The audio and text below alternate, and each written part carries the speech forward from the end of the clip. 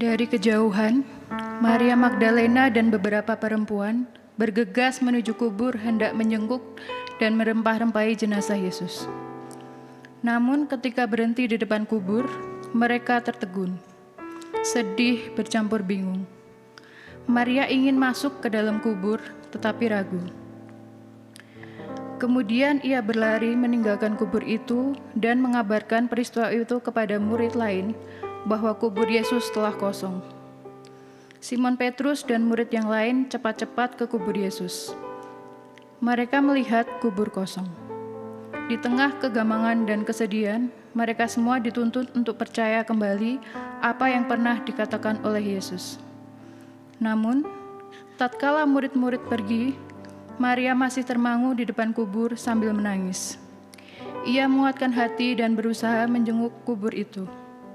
Ia belum memahami apa makna peristiwa itu. Meski demikian, kebangkitan Yesus adalah peristiwa nyata yang tak terbantahkan. Ketika akhirnya Maria berseru, "Aku telah melihat Tuhan," ia mengalami perubahan hidup.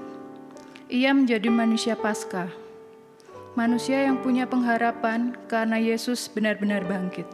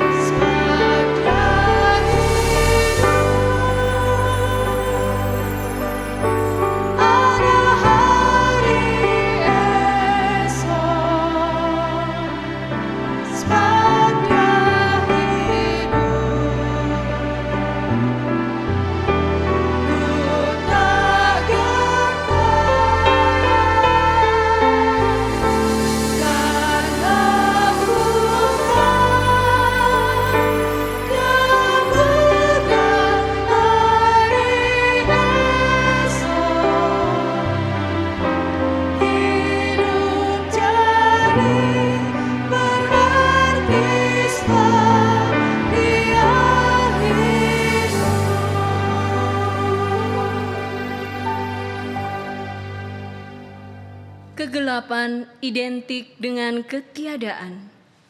Kematian identik dengan tanda akhir kehidupan. Namun tak kala Yesus bangkit, yang tiada menjadi ada.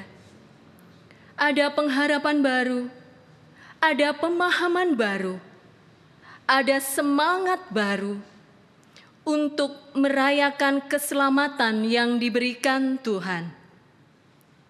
Jemaat yang terkasih, mari bersama kita merayakan kebangkitan Yesus Kristus, Tuhan kita. Jemaat kami undang untuk bangkit berdiri. Bersama-sama kita akan menaikkan pujian, sebab Dia hidup.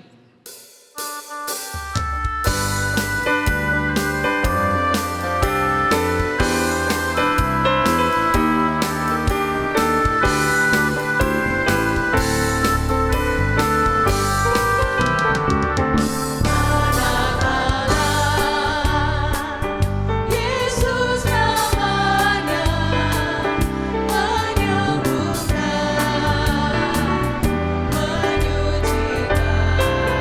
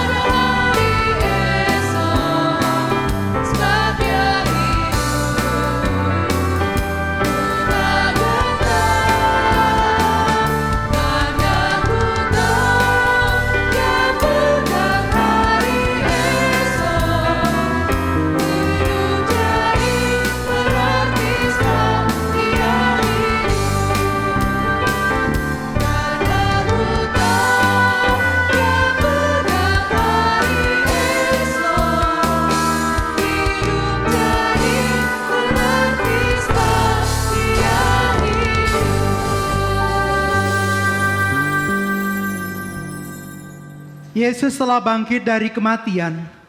Kuasanya menang atas kuasa maut.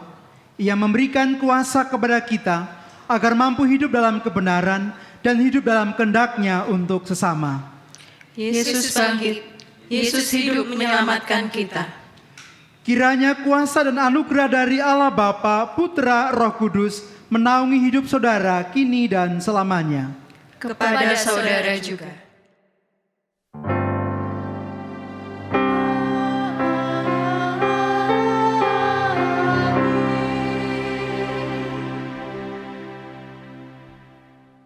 Jemaat disilakan duduk. Saudara-saudara yang dikasihi Tuhan, kepada jemaat di Roma dalam surat Roma pasal yang ke-6 ayat 8 sampai dengan 11, Rasul Paulus menulis, "Jadi, jika kita telah mati dengan Kristus, kita percaya bahwa kita akan hidup juga dengan Dia. Karena itu kita tahu bahwa Kristus sesudah Ia bangkit dari antara orang mati, tidak mati lagi. Maut tidak berkuasa lagi atas Dia. Sebab kematiannya adalah kematian terhadap dosa, satu kali dan untuk selama-lamanya, dan kehidupannya adalah kehidupan bagi Allah. Demikianlah hendaknya kamu memandangnya, bahwa kamu telah mati bagi dosa, tetapi kamu hidup bagi Allah dalam Kristus Yesus."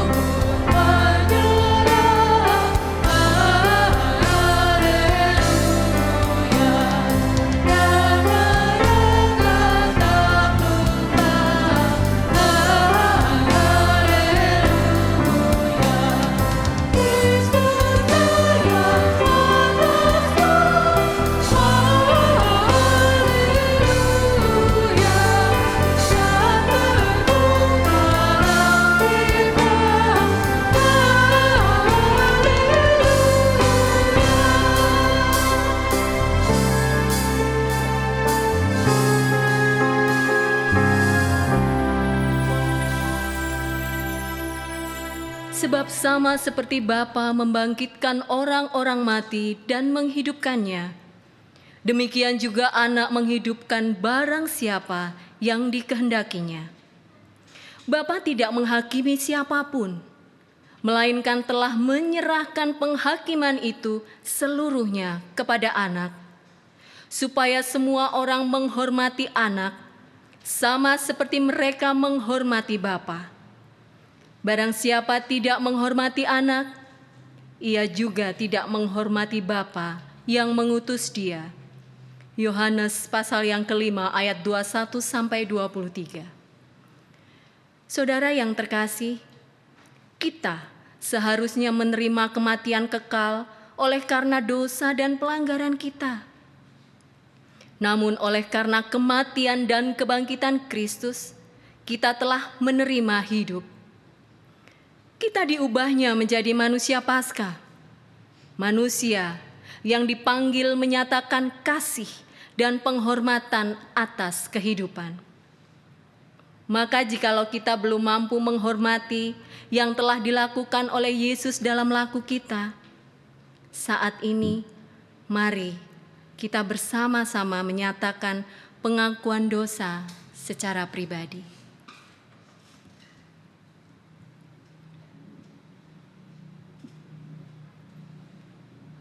Ya Tuhan, inilah pengakuan kami. Ampunilah segala pelanggaran dan dosa kami. Dalam nama Yesus kami berdoa. Amin.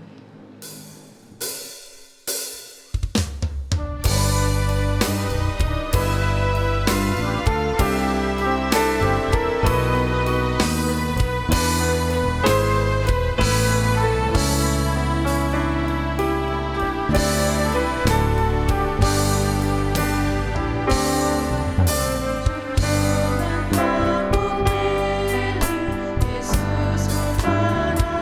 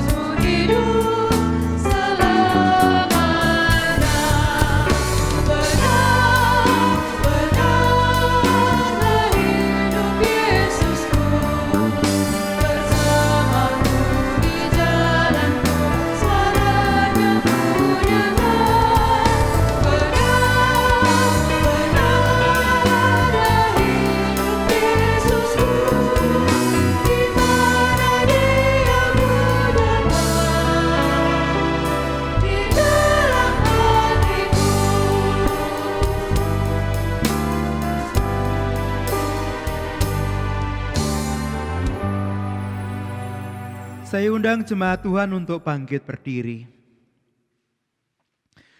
Saudara-saudara kekasih, bagi setiap orang yang sungguh-sungguh bertobat, Tuhan menyatakan anugerah-Nya.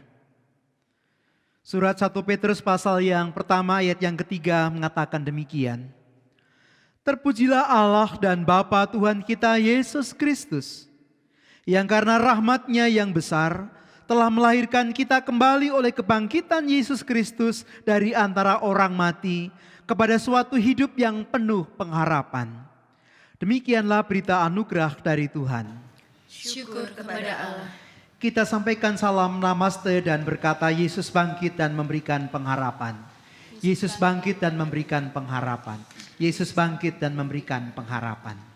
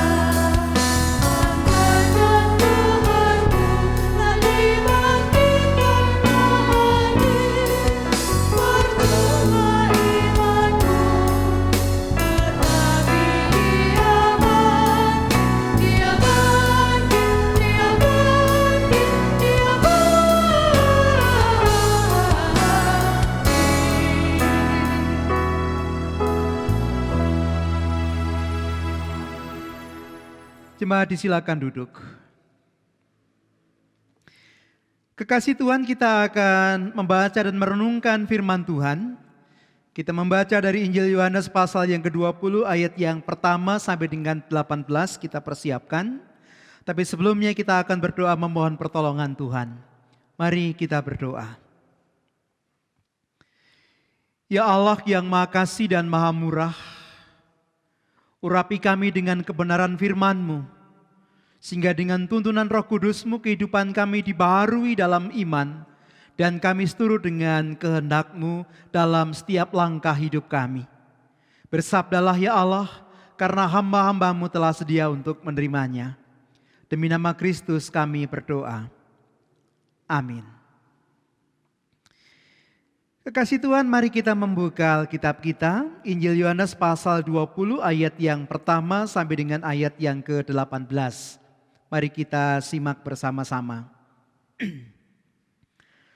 Pada hari pertama minggu itu, pagi-pagi benar ketika hari masih gelap, pergilah Maria Magdalena ke kubur itu dan ia melihat bahwa batu itu telah diambil dari kubur. Ia berlari-lari mendapatkan Simon Petrus dan murid yang lain yang dikasihi Yesus dan berkata kepada mereka, "Tuhan telah diambil orang dari kuburnya dan kami tidak tahu di mana ia diletakkan." Maka berangkatlah Petrus dan murid yang lain itu ke kubur. Keduanya berlari bersama-sama, tetapi murid yang lain itu berlari lebih cepat daripada Petrus, sehingga lebih dahulu sampai di kubur. Ia menjenguk ke dalam dan melihat kain kapan terletak di tanah, akan tetapi ia tidak masuk ke dalam. Maka datanglah Simon Petrus menyusul dia dan masuk ke dalam kubur itu. Ia melihat kain kapan terletak di tanah, sedangkan kain peluh yang tadinya ada di kepala Yesus tidak terletak di dekat kain kapan itu, tetapi agak di samping, di tempat yang lain dan sudah tergulung. Maka masuklah juga murid yang lain yang lebih dahulu sampai kubur itu, dan ia melihatnya dan percaya. Sebab selama itu mereka belum mengerti isi kitab suci yang mengatakan bahwa ia harus bangkit dari antara orang mati. Lalu pulanglah kedua murid itu ke rumah. Tetapi Maria berdiri dekat kubur itu dan menangis. Sambil menangis ia menjenguk ke dalam kubur itu. Dan nampaklah olehnya dua orang malaikat berpakaian putih. Yang seorang duduk sebelah kepala dan yang lain di sebelah kaki tempat mayat Yesus terbaring. Kata malaikat-malaikat itu kepadanya, "Ibu, mengapa engkau menangis?" Jawab Maria kepada mereka, "Tuhanku telah diambil orang dan aku tidak tahu di mana ia diletakkan." Sesudah berkata demikian, ia menoleh ke belakang dan melihat Yesus berdiri di situ. Tetapi ia tidak tahu bahwa itu adalah Yesus. Kata Yesus kepadanya, "Ibu, mengapa engkau menangis? Siapakah yang engkau cari?" Maria menyangka orang itu adalah penunggu taman, lalu berkata kepadanya, "Tuhan, jikalau Tuhan yang mengambil dia, katakanlah kepadaku, di mana Tuhan meletakkan dia, supaya aku dapat mengambilnya." Kata Yesus kepada Maria, "Maria." Maria berpaling dan berkata kepadanya dalam bahasa Ibrani, "Rabuni," artinya guru. Kata Yesus kepadanya, "Janganlah engkau memegang aku, sebab aku belum pergi kepada Bapa. Tetapi pergilah kepada saudara-saudaraku dan katakanlah kepada mereka, bahwa sekarang aku akan pergi kepada Bapakku dan Bapamu, kepada Allahku dan Allahmu." Maria Magdalena pergi dan berkata kepada murid-murid, "Aku telah melihat Tuhan," dan juga bahwa Dia yang mengatakan hal-hal itu kepadanya. Bapak, Ibu dan Saudara yang dikasihi Tuhan, demikianlah Injil Tuhan Yesus Kristus. Yang berbahagia ialah mereka yang mendengarkan firman Tuhan dan yang memeliharanya. Haleluya.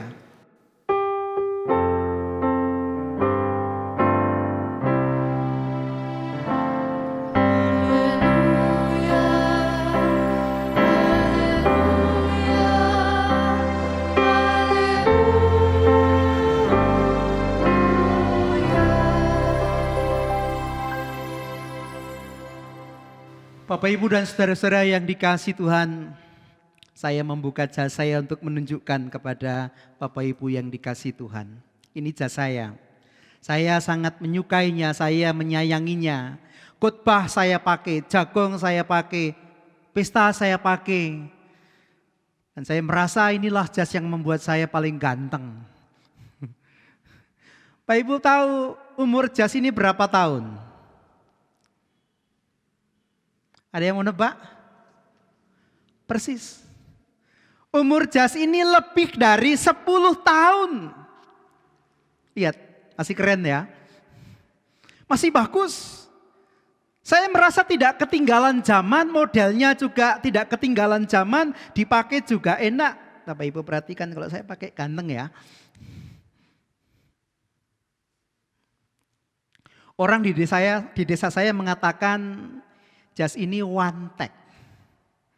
Wantek. Wantek itu artinya awet, Wantek itu artinya tidak pernah kuno, wantek itu artinya tidak rusak, wantek itu artinya tahan. Tidak gampang rusak. Bapak Ibu dan saudara-saudara yang dikasihi Tuhan, andai kata manusia itu bisa wantek, awet, mudah menyesuaikan diri dengan situasi, tidak mudah ceklek, tidak mudah patah semangat, tidak mudah patah pengharapan. Selalu punya inisiatif, selalu punya karya, selalu punya pengharapan, selalu punya berkat, selalu punya hal yang baik untuk sesamanya. Bisa enggak manusia itu wantek seperti cas ini? Bapak Ibu dan saudara yang dikasihi Tuhan, cas itu benda mati, tapi manusia itu hidup. Tapi manusia juga bisa wantek seperti cas. Meskipun harus dipahami bahwa tidak ada manusia yang selalu baik, selalu di atas, selalu cemerlang. Pasti kadang-kadang dia juga jatuh, pasti kadang-kadang dia juga lemah, pasti kadang-kadang dia juga mengeluh. Tapi manusia yang wantek itu ketika dia jatuh, dia selalu punya keberanian untuk berdiri lagi. Ketika dia punya patah semangat, dia punya keberanian untuk membangun semangatnya lagi. Dia punya keberanian, dia punya kesanggupan untuk bangkit lagi. Nah Bapak Ibu yang dikasihi Tuhan, tema ibadah kita, tema Paskah kita adalah menjadi manusia Paskah. Saya mau mengatakan manusia Paskah itu sederhananya manusia yang wantek itu. Yang mudah menyelesaikan diri, yang tidak patah, tidak mudah patah. Yang kalau patah dia kembali membangun semangatnya, dia membangun kehidupan dan pengharapannya. Contoh dari manusia Paskah itu, manusia yang wantek itu adalah Maria Magdalena. Ibu bapak dan saudara-saudara yang dikasihi Tuhan, kalau kita memperhatikan bacaan kita pada hari pertama minggu itu, pagi-pagi benar Maria Magdalena pergi ke kubur Yesus. Suasana hatinya sudah bisa kita bayangkan. Ia sedih karena kehilangan orang yang dikasihinya. Ia takut karena orang yang dikasihnya itu pergi mati dan menerima hukuman karena tuduhan politis. Ia patah semangat, dia kehilangan pengharapan, dia kehilangan tujuan dan arah hidupnya. Karena yang pergi itu menjadi kekuatannya, patronnya, pengharapannya. Dalam kondisi yang jatuh, sejatuh-jatuhnya Maria Magdalena pergi ke kubur Yesus. Sampai di tempat itu, dia melihat batu pintu kubur Tuhan Yesus sudah terguling. Hatinya bergejolak. Dia menyangka pasti mayat Tuhan Yesus diambil oleh orang. Oleh karena itu dengan menangis dia berlari menjumpai Petrus dan murid yang lain yang dikatakan sebagai murid yang dikasihi Tuhan Yesus. Mungkin Yohanes. Dan mengatakan mayat Tuhan tidak ada. Lalu Petrus dan Yohanes berlari bersama-sama. Hanya karena Yohanes murid yang lain itu berlari lebih cepat, maka dia sampai di kubur lebih dulu. Dan dia melonggok ke kubur dan memang kosong. Lalu datanglah Petrus. Petrus masuk ke dalam. Kemudian murid yang lain itu juga masuk ke dalam. Mereka melihat kubur kosong dan mereka percaya. Percaya apa? Percaya bahwa mayat Tuhan Yesus memang benar-benar dicuri orang. Mereka percaya mayat Tuhan Yesus benar-benar dicuri orang karena sampai saat itu mereka belum mengerti, belum paham isi kitab suci yang menyatakan bahwa anak manusia memang harus mati lalu bangkit kembali dari kematian. Petrus dan murid yang lain itu kemudian pulang. Ibu bapak dan saudara yang dikasihi Tuhan, mereka pulang. Mereka kehilangan pengharapan, mereka semakin terpuruk, oleh karena itu mereka pulang. Tetapi bagaimana dengan Maria Magdalena? Maria Magdalena tidak pulang, dia memutuskan untuk tidak menyerah. Dia bertahan di depan kubur Yesus itu, dia menangis. memang tidak tahu apa yang harus dilakukan, tetapi dia memutuskan untuk tidak menyerah. Dia bertahan di situ dan dia hanya bisa menangis. Dan ketika menangis, dalam kubur Yesus itu ada 2 orang malaikat yang menjumpai dia dan bertanya, "Ibu, apa yang kau cari?" Lalu Maria mengatakan, "Tuhanku telah diambil orang dan sekarang aku tidak tahu di mana ia diletakkan." Ia masih percaya bahwa Tuhannya diambil orang, dicuri orang. Dan ketika percakapan itu selesai, maka dia melihat ke belakang dan di belakangnya berdiri Tuhan Yesus. Tetapi Maria tidak mengenali bahwa itu adalah Tuhan Yesus. Bapak Ibu dan Saudara yang dikasihi Tuhan, unik sekali. Bergaul erat selama beberapa tahun, tetapi tidak mengetahui bahwa yang di belakangnya yang kemudian dia melihatnya itu adalah Tuhan Yesus. Apa sebabnya? Ya kesedihan, ya ketakutan, ya keputusasaan yang bertambah dengan beban bahwa mayat Tuhan Yesus dicuri orang, itulah yang membuat kemudian mata Maria Magdalena digelap. Tidak mengenali siapa yang ada di hadapannya.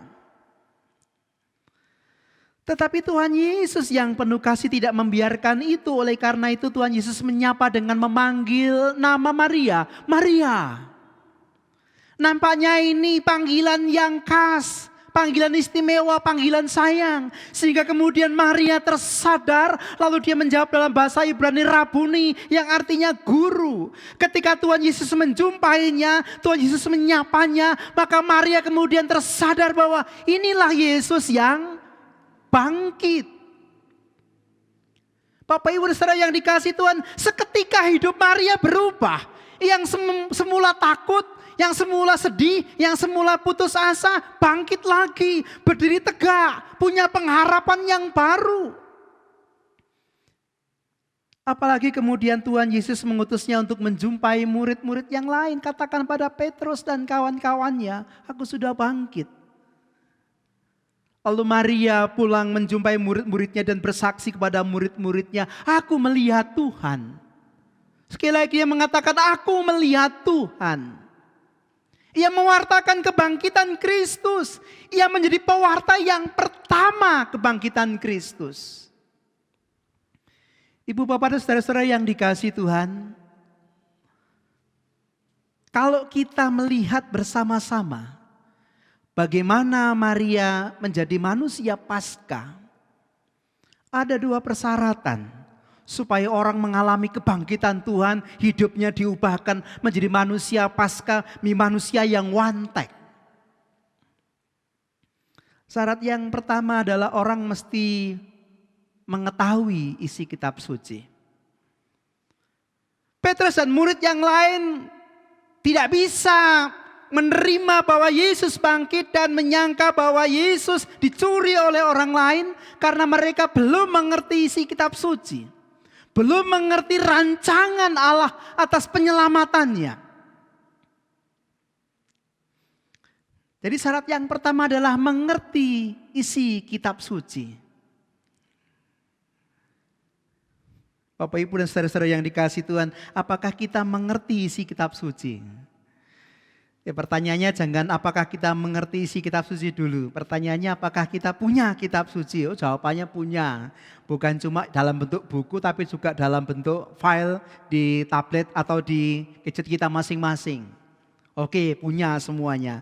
Lalu yang kedua, apakah kita membaca kitab suci? Apakah kita membaca kitab suci? Oh Pak, saya selalu share firman Tuhan dalam grup WA, di Facebook, di Twitter, di IG, di mana-mana.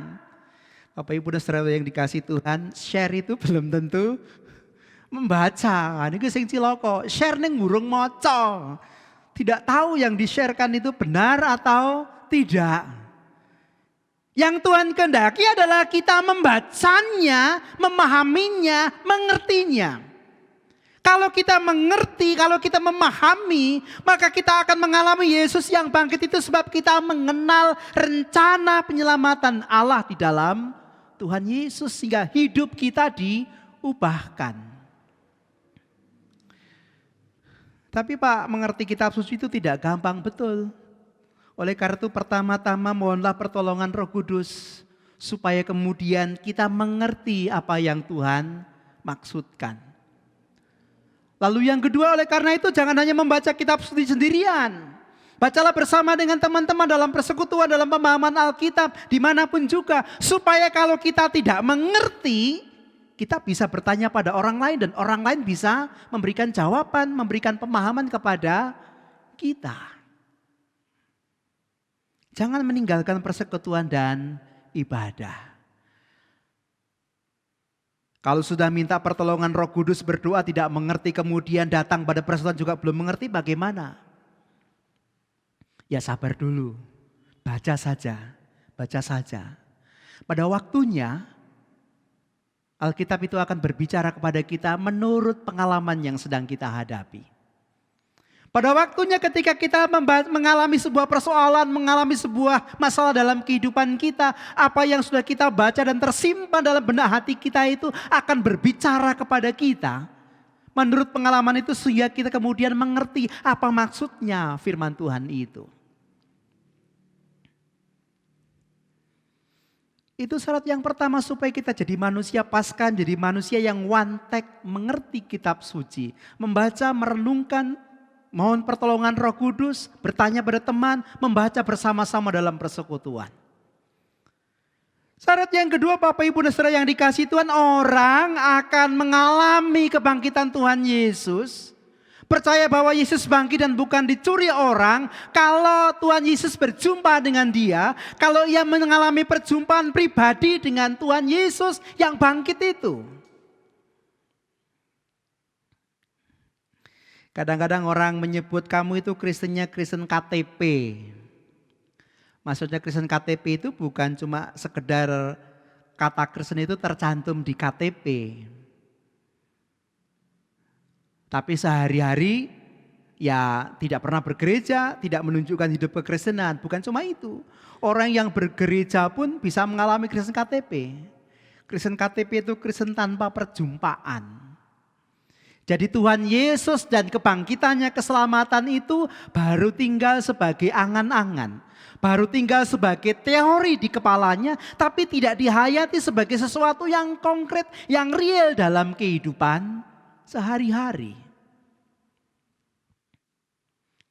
Nah, syarat kita menjadi manusia Paskah, mengalami kebangkitan Tuhan Yesus, jadi manusia yang wantek, jadi manusia yang bangkit dari keterpurukan, jadi manusia yang bermakna memberkati orang lain, berani bersaksi untuk kemuliaan Allah adalah mengalami perjumpaan dengan Tuhan Yesus secara pribadi. Bapak, Ibu dan saudara-saudara yang dikasihi Tuhan, barangkali pertanyaan adalah bagaimana caranya Pak berjumpa dengan Tuhan Yesus secara pribadi? Apakah saya harus menantang seperti Thomas? Kalau aku tidak ketemu, kalau aku tidak menyentuh tangannya, menyentuh lambungnya, menyentuh kakinya, aku tidak akan percaya. Ya boleh-boleh saja. Tapi Tuhan Yesus mengatakan, Thomas, engkau percaya karena engkau melihat. Berbahagialah mereka yang percaya sekalipun tidak melihat. Apa berarti kita tidak punya kesempatan mengalami perjumpaan dengan Tuhan? Ada kesempatannya. Tetapi perjumpaan itu tidak harus secara langsung seperti yang dialami oleh Thomas. Melalui pengalaman spiritual kita bisa mengalami perjumpaan dengan Tuhan Yesus.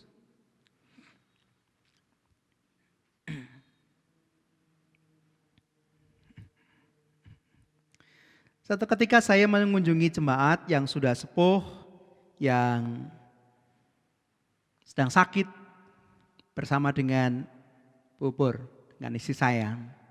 Bapak Ibu yang dikasihi Tuhan, ketika sampai di tempatnya, di halaman, saya parkir mobil, Bubur turun. Dan ketika Bubur masuk ke rumahnya, adiknya langsung berteriak, Mbak Ayu, Gusti Yesus rawuh, Mbak Ayu, Gusti Yesus rawuh, Mbak Ayu. Bapak Ibu yang dikasihi Tuhan, hati saya berdebar-debar, bulu kuduk saya berdiri. Kenapa? Karena saya mendapati kedatangan istri saya bagi orang itu seperti kedatangan Tuhan Yesus yang menjumpai dia. Apa maksudnya? Maksudnya melalui bupor itu ada kasih sayang, ada cinta Tuhan yang kemudian dirasakan oleh orang itu. Nah, kita pun bisa mengalami perjumpaan yang seperti itu dengan Tuhan Yesus. Ketika kita kesusahan, ada orang yang mengulurkan tangan untuk kita. Soalnya adalah apakah kita punya cukup kerendahan hati, kepekaan untuk menerima itu sebagai uluran tangan Tuhan. Untuk meyakini bahwa Tuhan Yesus hadir melalui orang itu. Lalu kita menangkap itu bukan sekedar orang yang menolong, tapi pekerjaan Tuhan yang hadir menjumpai kita supaya kita yang sedang terpuruk itu kemudian dibangkitkan kembali. Cuman masalahnya kita ini kan seringkali orang yang sombong. Orang yang tuli, orang yang buta, tidak melihat cinta kasih Tuhan dalam kehidupan kita atau kita menolak untuk melihatnya. Menganggap yang kita punya, menganggap yang kita miliki itu sebagai hasil karya kita, hasil pekerjaan, hasil kekuatan kita, bukan kemurahan Allah. Kalau malam ini kita terbaring tidur, Bapak Ibu dan Saudara yang dikasihi Tuhan, siapa yang bisa menjamin besok pagi kita bisa terbangun dalam keadaan yang sehat, masih hidup?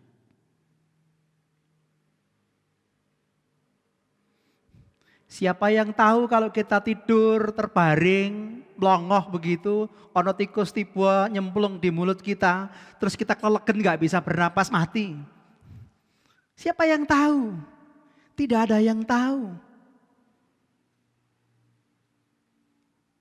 Apakah kita punya hak besok pagi pasti harus bangun sehat, masih hidup? Tidak. Kalau kita besok pagi masih bangun, membuka mata kita, menghirup udara segar, kita membuka jendela lalu kita melihat matahari yang terbit.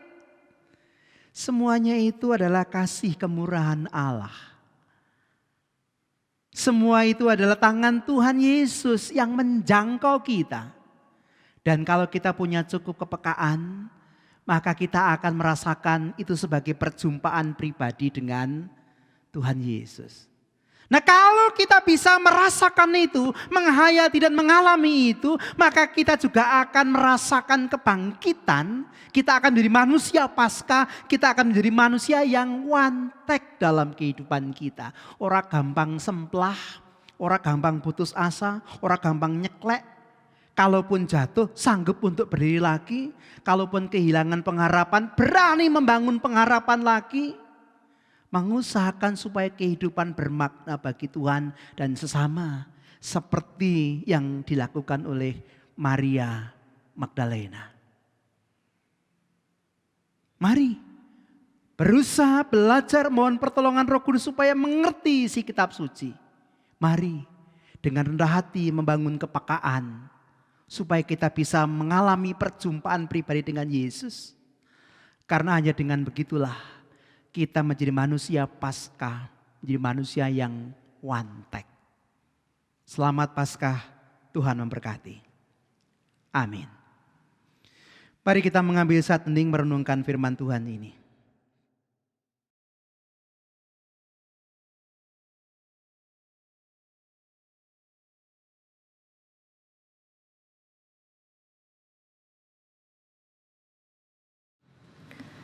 Saat hening cukup, jemaat kami undang untuk bangkit berdiri bersama-sama dengan umat Allah di sepanjang masa. Marilah kita mengikrarkan pengakuan iman kita dengan menaikkan pujian dari Kidung Jemaat 280 ayat yang pertama sampai dengan yang ketiga. Aku percaya.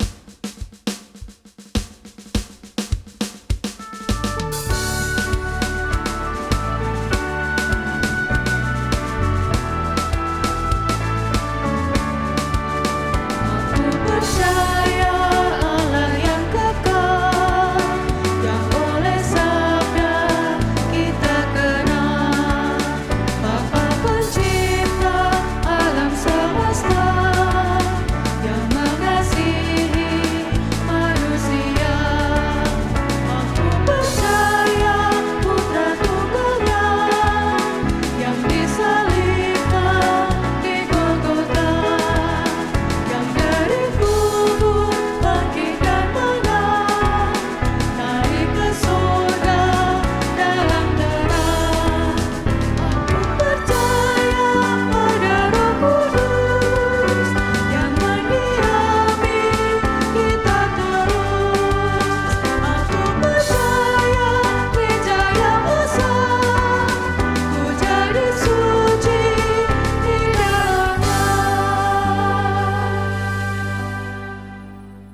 Jemaat disilakan duduk.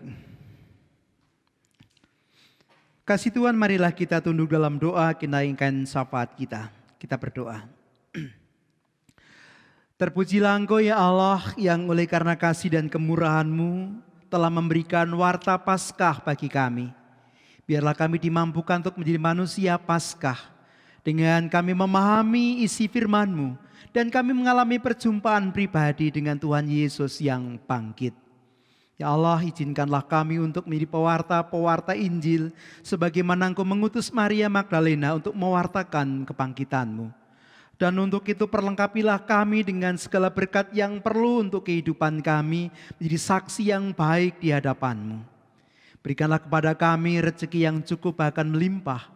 Berikanlah kepada kami kesehatan yang baik dan sembuhkanlah saudara-saudara kami yang sedang terbaring sakit. Berikanlah kepada kami iman yang teguh sehingga kami tabah menghadapi berbagai tantangan dan cobaan. Kami sungguh-sungguh di manusia Paskah, manusia yang wantek. Allah yang penuh kasih, kami berdoa untuk bangsa dan negara kami. Berkatilah kami semuanya, lepaskanlah kami dari pandemi ini dan pulihkanlah kami. Kami serahkan para pemimpin kami, Tuhan berikan hikmat kepada mereka sehingga dalam takut akan Engkau mereka boleh memimpin bangsa kami. Gereja Tuhan kami serahkan dalam tangan pengasihan-Mu, khususnya Gereja Kristen Jawa Karanganyar, tempat kami bersama-sama bersekutu membangun iman kami. Biarlah kami dimampukan untuk bergandengan tangan bersama dengan seluruh komponen gereja, melayani, memuliakan Tuhan, mewartakan Injil Tuhan, agar keberadaan gereja Tuhan menjadi tanda dari kerajaan Allah yang hadir. Setiap keluarga dengan semua pergumulannya kami serahkan dalam tangan pengasihan-Mu. Para orang tua kami, para adioswo, anak-anak kami, teruna kami, kaum muda kami, semuanya kami serahkan dalam tangan pengasihan-Mu. Kami percaya di dalam Engkau, damai sejahtera akan melimpah dalam kehidupan kami. Kami mohon ya Allah, kabulkanlah doa kami, sebab kami naikkan dalam nama Tuhan Yesus Kristus yang mengajar kami untuk berdoa.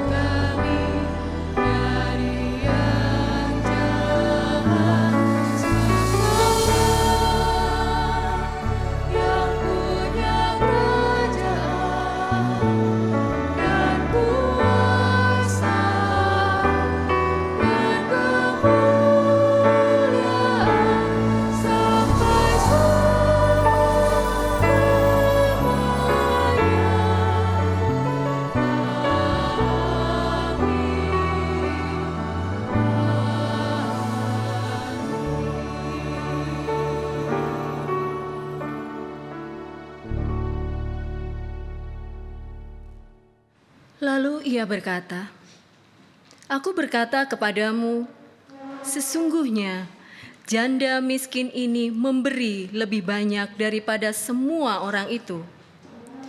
Sebab mereka semua memberi persembahannya dari kelimpahannya. Tetapi janda ini memberi dari kekurangannya. Bahkan ia memberi seluruh nafkahnya." Bersama-sama kita haturkan persembahan kita dengan diiringi NKB 196 bait yang pertama sampai yang ketiga.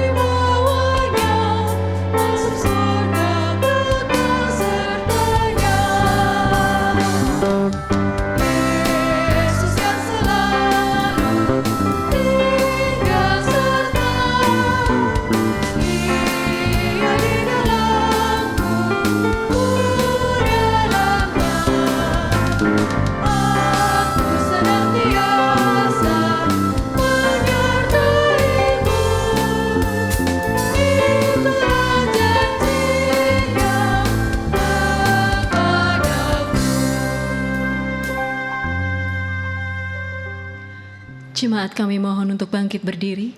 Bersama-sama kita haturkan persembahan kita di dalam doa. Mari kami hantarkan. Segala ucap syukur kami naikkan kehadirat-Mu ya Bapa di surga. Karena kasih setia Tuhan, berkat Tuhan yang berkelimpahan atas kehidupan kami hingga saat ini. Kami tahu semuanya itu hanya karena begitu besarnya kasih-Mu bagi kehidupan kami. Dan saat ini Tuhan, Engkau memberikan kesempatan kepada kami semua untuk memberikan sebagian kecil dari berkat-berkat yang luar biasa yang sudah Tuhan curahkan dalam kehidupan kami. Kiranya Tuhan berkenan atas persembahan kami ini, dan berkat karunia Tuhan, hikmat, kebenaran, kejujuran, dan keteguhan hati juga Engkau berikan kepada anak Tuhan yang boleh mengelola persembahan ini.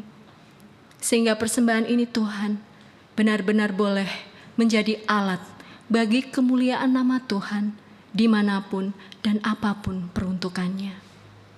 Kami serahkan seluruh kehidupan kami ke dalam tangan kuasa Tuhan, karena kami tahu Engkau adalah sumber dari segala sumber kehidupan kami dan kekuatan kami. Terima kasih Bapa di surga, karena hanya di dalam nama Tuhan kami Yesus Kristus, kami boleh berdoa. Amin. Saudara-saudaraku, Tuhan Yesus sudah bangkit, dan oleh karena kuasa kebangkitannya, kita dikuatkan dan dimampukan menjadi manusia Paskah. Karena itu arahkanlah hatimu kepada Tuhan. Kami mengarahkan hati kepada Tuhan. Jadilah saksi Kristus. Kami siap menjadi saksi Kristus, Terpujilah Tuhan. kini dan selamanya.